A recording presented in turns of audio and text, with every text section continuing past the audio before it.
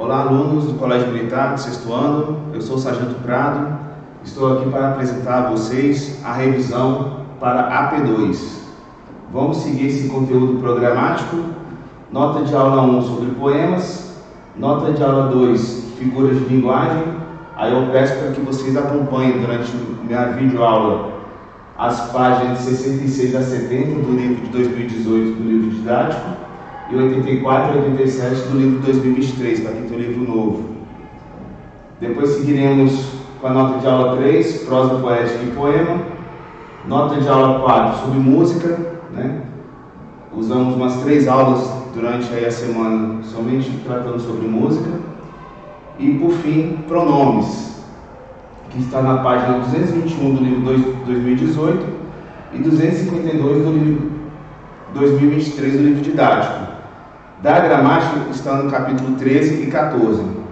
Peço para que vocês me acompanhem nessa revisão com os livros na mão, tá ok? Porque não é possível colocar todo o conteúdo na lousa.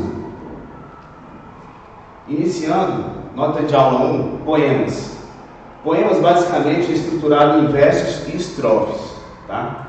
Podem ou não ter rimas. Quando não tem rimas, são chamados de versos brancos, tá? Tem que falar esse nomezinho na prova, se for cobrado. Versos brancos, não é estrofe branca, não é rima branca, é versos brancos. Deixe bem claro isso aqui. Quando possuem rima, elas podem ser alternadas ou cruzadas, né, no sistema AB-AB, emparelhadas no sistema AA-BB, interpoladas ou opostas no sistema AB-BA, ou encadeadas. Encadeadas, a rima ela vem com o fim do verso e com o meio do verso posterior, tá? Nas cruzadas, emparelhadas, interpoladas, todas as rimas é no final do verso. Seguindo adiante, iremos entrar em figuras de linguagem. Figuras de linguagem nada mais, nada menos, é o sentido conotativo da palavra. Mas, sargento, o que é sentido conotativo? Sentido conotativo é diferente do denotativo. Ah, sargento, continua sem saber o que é. Denotativo, pessoal, é o sentido literal da palavra, o sentido do dicionário. Denotativo, dicionário. Pegou? Conotativo, figurado. Aí a gente entra nas figuras de linguagem. Eu fiz um esquema aqui de comparação entre um e outro, porque para mim são as mais difíceis na hora de você desenvolver e interpretar a questão com relação às figuras de linguagem. Comparação e metáfora. Comparação é o sentido explícito da palavra. É como se eu colocasse na frase assim: o meu filho, eu tenho um filho. Esqueci um exemplo de comparativo.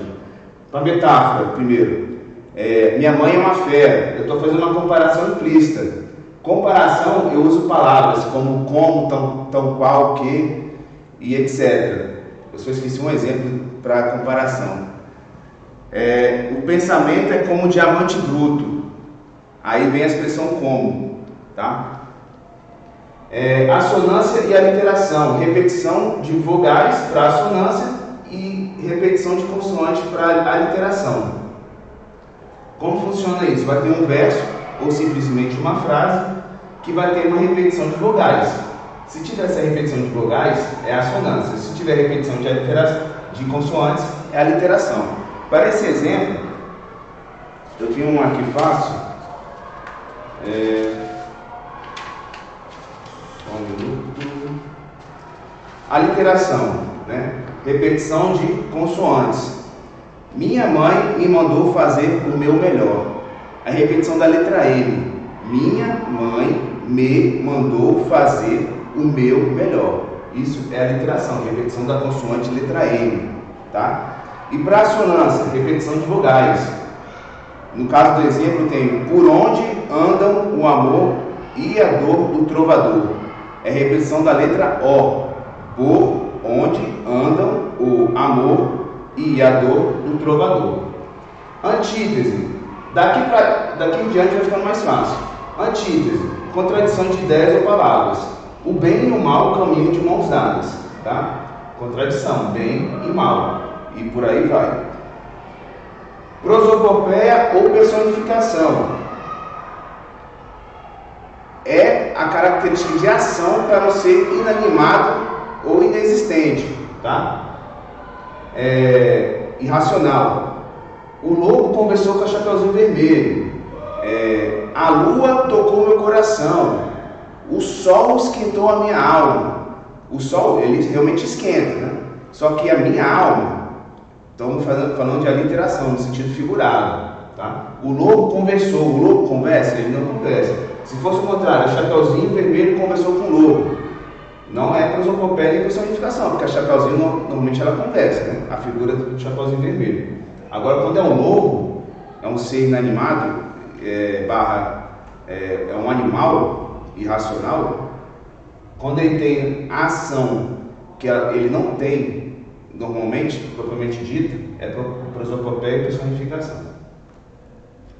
Hipérbole é o exagero fora do normal. Estou com tanta fome que comeria um boi inteiro. Estou com fome de 2 mendigos. É um exagero fora do normal, tá? Ninguém come um boi inteiro, certo? Estou com tanta saudade que correria milhões de quilômetros para vê-lo. É um exagero fora do normal, tá? Voltando aqui na nota de aula 3, temos prosa poética e poema. Pequenas semelhanças e pequenas diferenças também. Prosa poética, ela é formada por parágrafos. Poema é formado por estrofes, como já havia dito. Qual a semelhança deles? Ambos têm poesia, certo? Às vezes a gente tem um texto falando sobre um personagem de forma bem amorosa, então é uma prosa poética. Agora, se for formado por estrofes e versos, é poesia, tá? Lembrando que versos e estrofes são diferentes, tá? Versos é cada linha da estrofe e estrofe é o conjunto de versos. Pegou? Nota de aula número 4, música. Também podendo ser formado por poesias, né? Por estrofes, mas possui poesia. Qual é a característica principal da música? Expressa sentimentos ou ideias. Nós vimos em 3 aulas aí mais ou menos as músicas e a gente pediu para os alunos extraíssem do texto as figuras de linguagem, né? Tinha muita comparação, muita metáfora, tinha assonância, literação, tinha muita antítese, não é isso?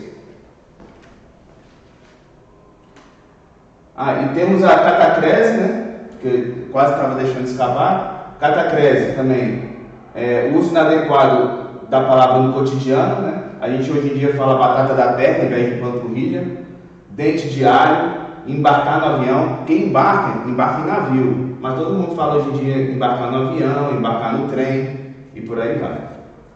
Hipérbato ou inversão, o próprio nome diz, inversão, é o sentido normal da palavra. Um exemplo da inversão, vamos pegar aqui.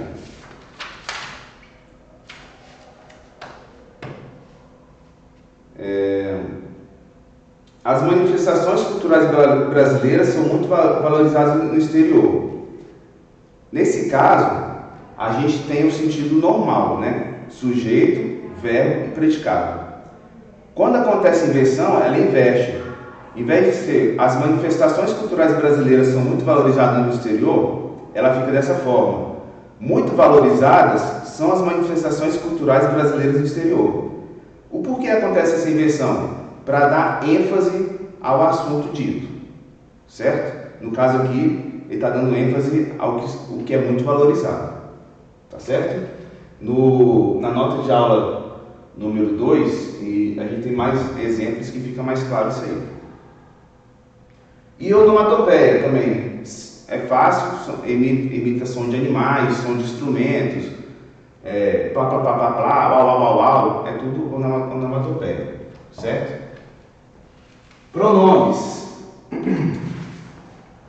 Peço para que vocês acompanhem nas páginas que eu pedi inicialmente aqui, né, do livro didático ou do capítulo da gramática, os pronomes. Pronomes pessoais nós temos do caso reto e oblíquo. Mas primeiramente, o que é um pronome? Pronome são palavras que substituem o substantivo ou determinam indicando a pessoa do discurso.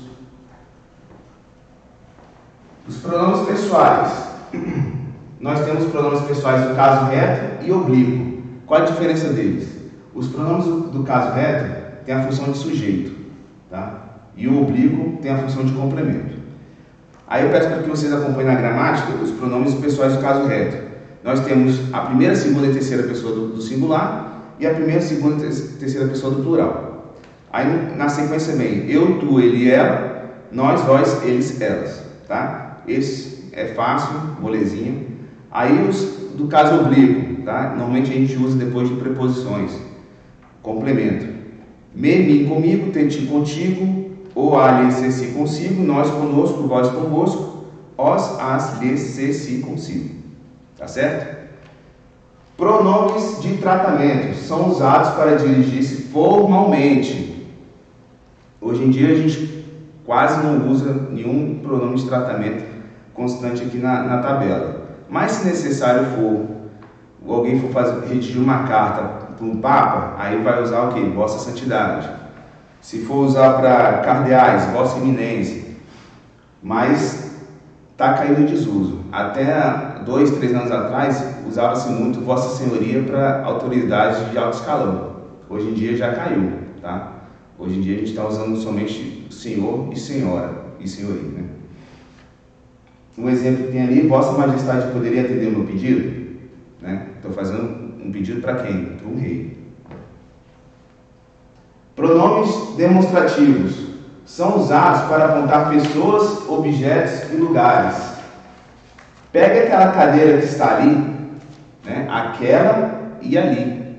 Ele está apontando para o objeto onde está, né? Aí tem a tabela também dos pronomes demonstrativos, né? Tem este, esta, estes, esta. Aí tem o invariável que é isto. Esse, essa, esses, essas. E o invariável que é isso. E aquele, aquela, aqueles, aquela. O invariável que é aquilo. Por que invariável? Ele não vai para o plural. Tá ok? Outros exemplos. Pega essa cadeira que está aqui. Pega essa cadeira que está aí. Pega aquela cadeira que está ali. Tá? Diferença de espaço. Uma está próxima e outra está longe. Pronomes possessivos.